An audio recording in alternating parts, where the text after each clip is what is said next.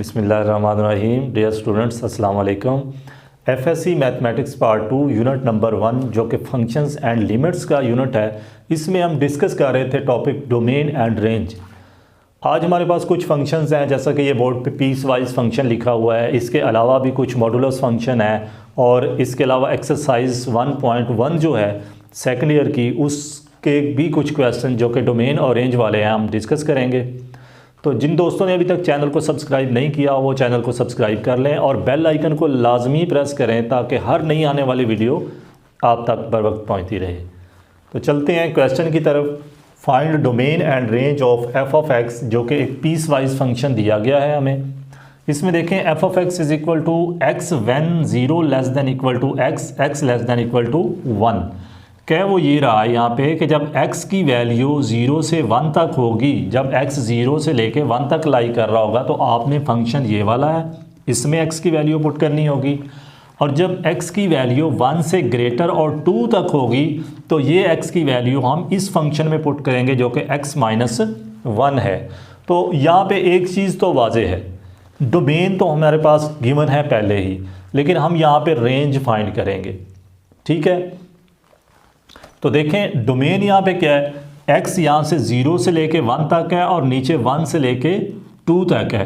तो 0 से 2 तक तो इसकी होगी डोमेन। यहाँ पे हमें पूरी की पूरी रियल लाइन पुट करने की ज़रूरत नहीं है। यहाँ पे हम क्या करेंगे, 0 से लेके और 2 तक ये हमारे पास डोमेन है, गिवन है, ये एक रियल लाइन है हमारे पास।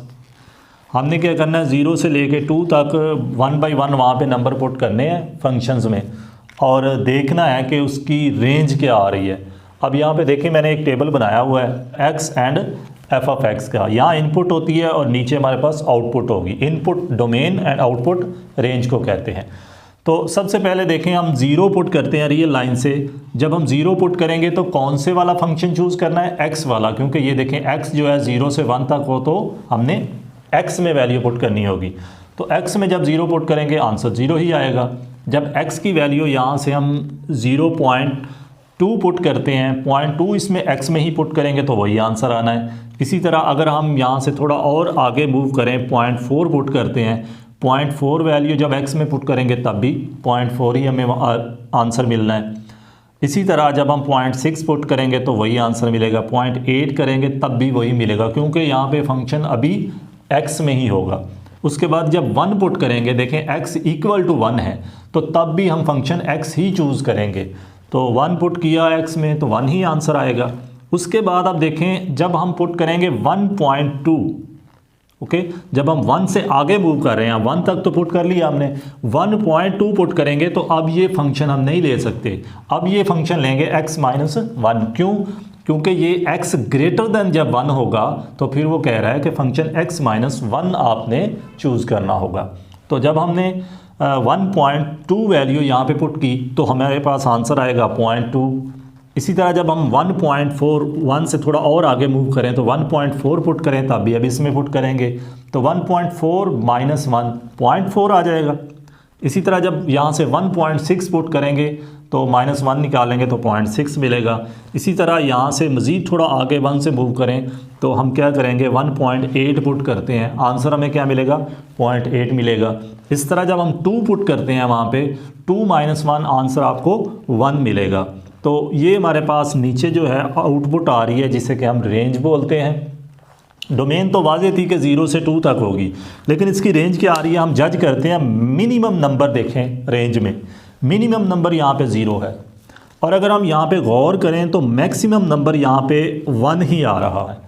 इसका मतलब ये हुआ कि इसकी जो रेंज है वो 0 से 1 तक होगी। जब हम डोमेन इसकी 0 से 2 तक पुट करेंगे तो हमें रेंज मिली 0 से 1 तक। अब आपने ये थ्योरी लिखनी है, the given function is defined for 0 less than equal to x, x less than equal to 1 and 1 less than x, x less than equal to 2। हमारे पास जो दो कंडीशंस दी गई उन पे फंक्शन डिफाइन है। Domain of f is equal to, अगर इस condition को देखें तो ये इंटरवल मान रहा है क्योंकि इक्वल का साइन भी है। अगर इस कंडीशन को देखते हैं तो यहाँ पे इक्वल का साइन नहीं है, x ग्रेटर देन 1 है तो ये ओपन इंटरवल में लगा दें और ये इक्वल का साइन है 2 के नीचे तो इसको आप क्लोज में कर दें। अगर दोनों का यूनियन लें तो ये 0 से 2 आता है। ये तो होगी इस फंक्शन की डोमेन। रेंज क्या होगी? Now F of X takes value in the interval 0 to 1, 0 to 1 तक ये इंटरवल में वैल्यू देगा एफ ऑफ एक्स जब कंडीशन आपके पास ये होगी डोमेन की। And also F of X can takes value in the interval 0 open में है और 1 क्लोज में है। जब कंडीशन ये होगी तो फंक्शन आपको वैल्यू ये देगा। अब इसकी रेंज फिर क्या बनेगी? So range of F is equal to 0 to 1 close में यूनियन 0 ओपन एंड 1 क्लोज। जब इन दोनों का यूनियन लेंगे तो ये हमारे पास 0 से 1 क्लोज में आ जाएगा। ये इस फंक्शन की पीस वाइज फंक्शन की रेंज होगी, इसको आप नोट कर लें। नेक्स्ट क्वेश्चन मॉडुलस फंक्शन है g of x is equal to x minus 3 mod. ये एक्सरसाइज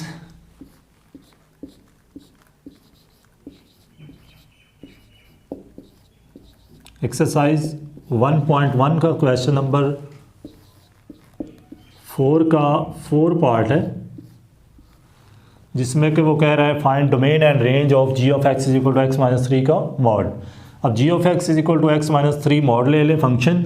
सबसे पहले आपने रियल लाइन ड्रा कर लेनी है। रियल लाइन ड्रा करने के बाद आप एक टेबल बना लें। अब मॉडुलस फंक्शन के बारे में देखें, आपने देखा होगा कि जब हम मॉड हटाते हैं फंक्शन का तो ये स्क्वायर अंडर रूट में चला जाता है, स्क्वायर अंडर रूट। अब हमने करना क्या है कि हम 1 by 1 रियल लाइन से यहाँ पे नंबर पुट करेंगे और देखेंगे कि रिज़ल्ट हमें क्या मिलता है। जो चीज़ हम पुट करेंगे वो डोमेन होगी, जो रिज़ल्ट मिलेगा वो रेंज होगी। हमने पहले पॉजिटिव साइड वाले पुट करके देखने हैं, फिर हम नेगेटिव वाले करेंगे।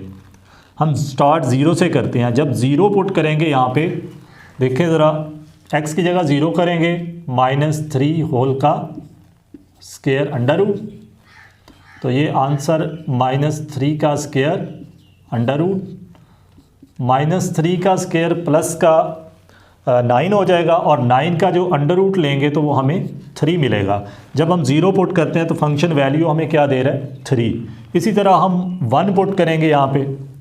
जब 1 पुट करेंगे तो ये बनना है -2 का स्क्वायर 4 होता है, 4 का अंडर रूट ले लें तो आपके पास 2 आ जाएगा।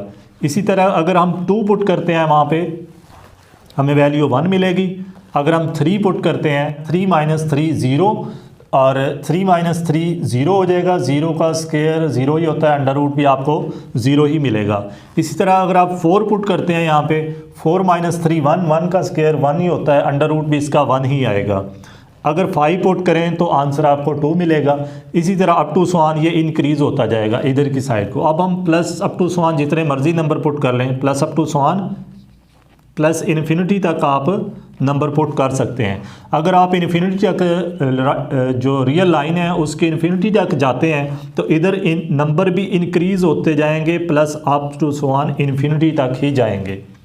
अब हम रियल लाइन जो है उसके नेगेटिव साइड को पुट करते हैं। -1 पुट करेंगे जब यहाँ पे देखें इसका रिज़ल्ट क्या आता है। x की जगह -1 करें, साथ में -3 भी है, स्क्वायर अंडर रूट, तो ये आपको मिलेगा -4 का स्क्वायर अंडर रूट, तो -4 का स्क्वायर 16 अंडर रूट, आंसर आ जाएगा 4। ये देखें -1 पुट किया तो आंसर हमें 4 मिला। अगर हम -2 पुट करेंगे तो आंसर हमें 5 मिलेगा। अगर -3 पुट करेंगे यहाँ तो आंसर आपको 6 मिलेगा। इसी तरह अगर आप रियल लाइन को -इन्फिनिटी तक भी पुट कर दें तो ये आंसर आपको पॉजिटिव मिलेंगे इंक्रीजिंग में। ये प्लस अप टू स्वान प्लस इन्फिनिटी की तरफ जा रहे होंगे। यहाँ से अंदाज़ा हो रहा है 0 के बाद 4 5 6 ये आगे 7 आना था, 8 9 10 अप टू स्वान। ठीक है, अब यहाँ से देखें रियल लाइन पूरी की पूरी हम वहाँ पे पुट कर सकते हैं। ये इसकी डोमेन होगी मॉडुलस फंक्शन की। और रेंज को फोकस करें तो मिनिमम नंबर 0 है और मैक्सिमम प्लस इन्फिनिटी की तरफ बोथ साइड जा रहे हैं। इधर को देखें या उधर को देखें, रेंज हमारी प्लस इन्फिनिटी की तरफ जा रही है। तो रेंज इसकी होगी 0 to प्लस इन्फिनिटी। अब इसकी स्टेटमेंट लिखनी है आपने, g of x is defined for every real number x. So domain of ji is equal to, या तो पूरी की पूरी रियल लाइन लिख दें या इसको -infinity to plus infinity open interval में लिख दें, या the set of all real numbers, क्योंकि ये सारी की सारी रियल लाइन हम यहाँ पे पुट कर सकते हैं, इसलिए ये इसकी डोमेन होगी। उसके बाद the modulus function G of x is equal to X -3 का mod. always gives a non-negative real number for every x belong to domain of g। कोई भी नंबर हमने जो कि डोमेन ऑफ जी से पुट किया फंक्शन में, तो फंक्शन ने आपको नॉन नेगेटिव रियल नंबर दिए हैं आगे से। सो इसकी रेंज बनेगी range of ji is equal to zero close में प्लस इन्फिनिटी तक चले जाएंगे, या इसको आप दूसरे लफ्ज़ों में लिख सकते हैं द सेट ऑफ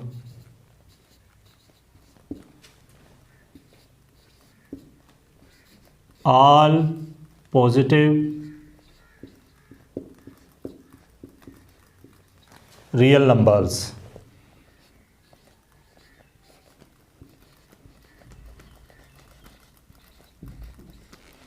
ठीक है, दोनों सूरतों में आप लिख सकते हैं, या इस तरह लिख दें या रेंज को इस तरह लिख दें। अब इसको ज़रा नोट कर लें। नेक्स्ट क्वेश्चन है हमारे पास, find domain and range of g of x is equal to under root x plus one. ये क्वेश्चन नंबर 4 का थर्ड पार्ट है। G of x is equal to under root x plus one. सबसे पहले आपने real line draw करनी है। Real line draw करके एक टेबल लिख लें। अब देखें, अंडर रूट में अगर कोई वैल्यू कम्प्लेक्स में जाएगी तो वो इनपुट जो हमने वहाँ पे देनी है और रिज़ल्ट कम्प्लेक्स में गया तो वो इनपुट उसकी डोमेन में नहीं आएगी। अब करते क्या है, हम ज़ीरो से पॉजिटिव तरफ भी वैल्यू पुट करके देखेंगे और नेगेटिव साइड वाली भी पुट करके देखेंगे।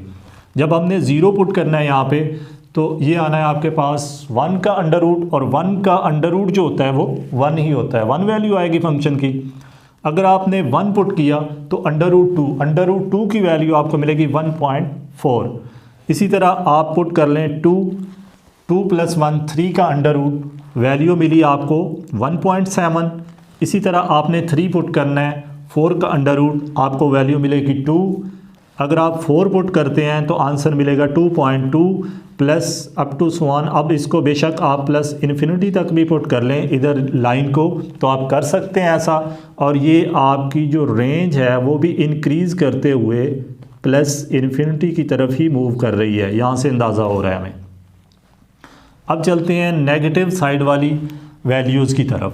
अगर हम -1 पुट करते हैं, -1 + 1 0 हो जाएगा, 0 का अंडर रूट 0 ही आएगा।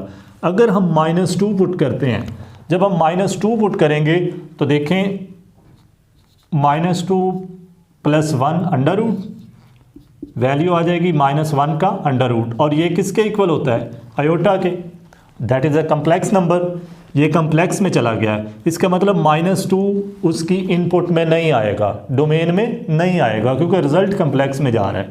चलिए मज़ीद आगे देखते हैं। -3 पुट करें, जब आपने -3 पुट किया + 1 अंडर रूट, आंसर आया -2 का अंडर रूट। इसको हम लिख सकते हैं under root 2 iota. That is also complex number, ये भी कम्प्लेक्स नंबर है, तो -3 भी डोमेन में नहीं आएगा। अगर हम इसी तरह -4 पुट कर लेते हैं, जब हम -4 पुट करेंगे, -4 + 1 अंडर रूट, -3 का अंडर रूट, ये फिर कम्प्लेक्स में जाना है, ये आ जाएगा 3 अंडर रूट आयोटा। तो इसका मतलब हम -4 भी पुट नहीं कर सकते। यहाँ रियल लाइन में ज़रा गौर करें, -2 और इसके बाद -इन्फिनिटी तक जितनी वैल्यू हम पुट करेंगे उन पे हमें फंक्शन जो है ना कम्प्लेक्स वैल्यू दे रहा है। यहाँ से देखें, यहाँ से यहाँ तक का पोर्शन देख लें, या आप इसको बढ़ाते हुए -इन्फिनिटी तक भी ले जाएं अपनी डोमेन को, लेकिन ये कम्प्लेक्स देगा आपको रिज़ल्ट। इसका मतलब ये हुआ कि -2 से -इन्फिनिटी की तरफ ये वाली सारी की सारी रियल लाइन जो है हम पुट नहीं कर सकते उसमें, ये हमारी डोमेन में नहीं आएगी, क्योंकि रिज़ल्ट हमें कम्प्लेक्स मिल रहा है। ठीक है, तो यहाँ से अंदाज़ा हो रहा है कि इसकी डोमेन फिर क्या बनी। -2 अगर पुट नहीं कर सकते, -1 पे रिज़ल्ट क्या आ रहा था, 0। -1 तो पुट कर सकते हैं, और इधर वाली सारी साइड्स पुट कर सकते हैं, पॉजिटिव साइड वाली।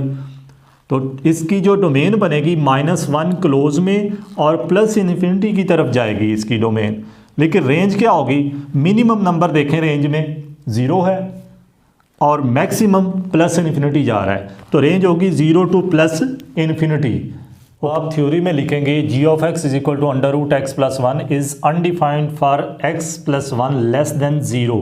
ये मैंने आपको पहले लेक्चर में भी बताया था कि जो अंडर रूट के अंदर वैल्यू होती है उसको आपने देख लेना होता है कि x+1 जैसे है लेस देन 0 करें, यहाँ से जो रिज़ल्ट निकलेगा वो आपको ये मिलेगा। यहाँ से पता चल रहा है कि x की जितनी वैल्यू कम है -1 से उन पे सब पे ये फंक्शन डिफाइन ही आपको मिलेगा। तो यही यहाँ पे लिखा है x+1 less than 0, this means x less than -1। यहाँ पे ये फंक्शन अनडिफाइंड होगा because for x less than -1 g of x is equal to under root x+1 square root of negative number which is not defined. So इसकी जो domain फिर बनेगी, domain of g is equal to -1 to plus infinity बनेगी। -1 को close में लिखना है आपने एंड प्लस इन्फिनिटी की तरफ जाएगी, जैसा कि मैंने आपको रियल लाइन पे भी दिखाया होगा कि ये देखें -1 पे आपको वैल्यू 0 मिल रही थी, इसलिए इसको आपने क्लोज में कर लेना है और प्लस इन्फिनिटी को ओपन में रखना है। इसी तरह g of x is equal to under root x+1 is a non negative real number for every x belong करता है डोमेन ऑफ g।